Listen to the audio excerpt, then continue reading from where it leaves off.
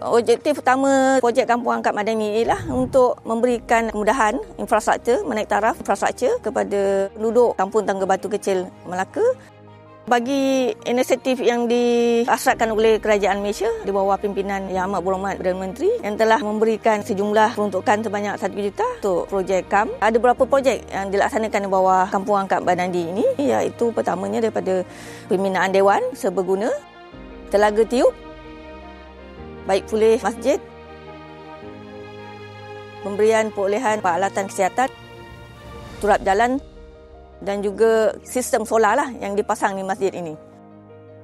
Saya mengucapkan ribuan terima kasih dan khususnya kepada Jabatan Atom yang memilih Kampung Tangga Batu Kecil untuk di bawah projek Kampung Angkat Madani. Jadi saya sebagai pengurusi dan barisan jawatankuasa mengucapkan ribuan terima kasih, khususnya memberi faedah impak yang besar pada Kampung Tangga Batu Kecil.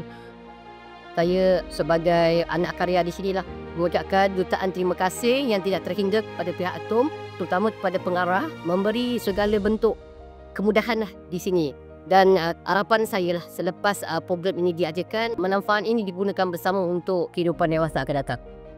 Harapan saya agar anak kampung ni nampak sebenar-benar kebaikan apa yang dah disumbangkan dan meneruskan manfaat ini bagi generasi-generasi yang seterusnya, dan tak ada ungkapan lain melainkan dengan kalimah terima kasih dan syukur yang tersangat-sangat kepada Allah Subhanahu Wa Taala dengan apa yang dah direzekikan untuk mengimarahkan kehidupan kami di kampung ini searah yang lebih baik dan ke arah yang lebih maju lah.